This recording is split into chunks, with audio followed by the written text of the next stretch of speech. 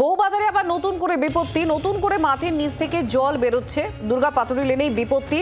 বাসিন্দারা সোমবারই তারা বাড়ি ফিরেছিলেন, তারপরে এই বিপত্তিতে রীতিমতো তাদের মাথা গরম। বিশ্বরূপ দে কাউন্সিলর, তার বক্তব্য সামনে এসেছে, কারণ কেএমআরসিএল এর আধিকারিকরা যখন এখানে কাজ করতে যান তখন রীতিমতো ধস্তাধস্তি হয় স্থানীয়দের সঙ্গে।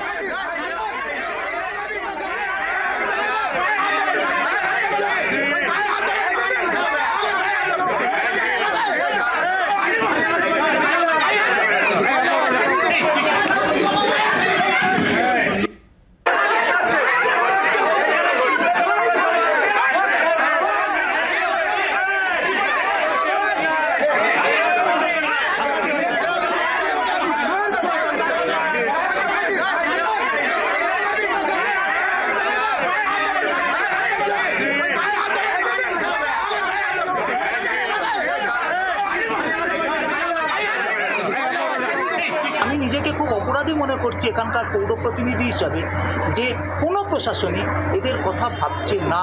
সবাই কিন্তু জানে, কেউ বলতে পারবে না আমরা জানি না, কিন্তু সবাই ওই কাগজে কলমে দায় সারছে। তো আমার মনে হয় যে সবার একটা ভাবা উচিত, এতগুলো মানুষের বাস্তব, সবার একটু মানবিক হওয়া উচিত। এবং সেই মানবিক যদি এরা হতে না পারে, আমাদের প্রশাসন, আমরা কখনো রাজ্য, কখনো কেন্দ্র, কখনো রেল, এসব বলে আমরা ডজ করে দিচ্ছি, কিন্তু ভাবতে হবে এক টেবিলে বসে। সেটা কেউ ভাবছে না, এটাও এক প্রকার জাস্টিসই চাইছে।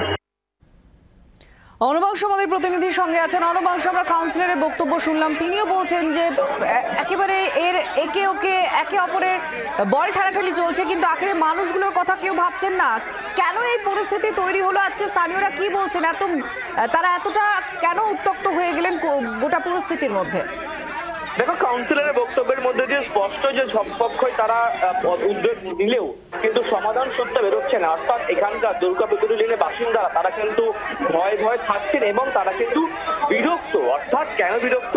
তাদেরকে গত 2 তারিখ চিঠি দিয়ে বলা হলো আপনারা ঘরে ফিরে আসতে পারবেন, এবং গতকাল রাতে হঠাৎ করে তাদেরকে বলা হয় যে আপনারা ঘর থেকে বেরিয়ে যান। এই যে ঘরে আসুন, ঘরে ফিরে যান, তারা কবে নিজেদের ঘর ফিরে পাবেন সেই আশা কিন্তু মেট্রো রেল কর্তৃপক্ষ বা কেএমআরসিএল দেখাতে পারছে না।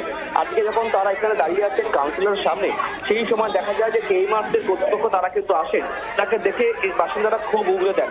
অর্থাৎ এইভাবে বারবার ধরে তারা আশ্বাস দিয়ে চলে যাচ্ছেন, তারপর তারা ফিরতে পারছেন না। দীর্ঘদিন ধরে কিন্তু এই সমস্যাটা হয়ে আসছে।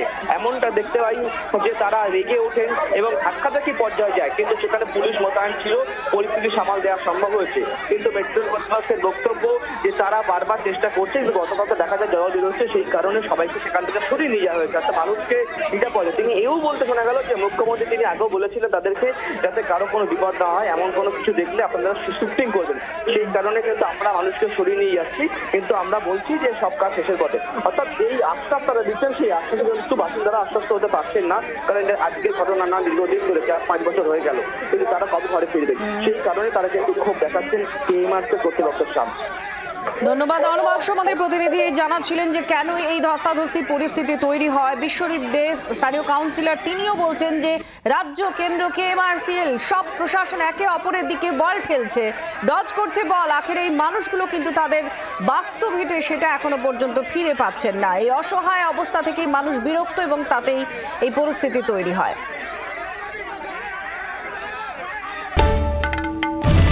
বাংলার আওয়াজ, বাঙালির আবেগ, জি 24 ঘন্টা।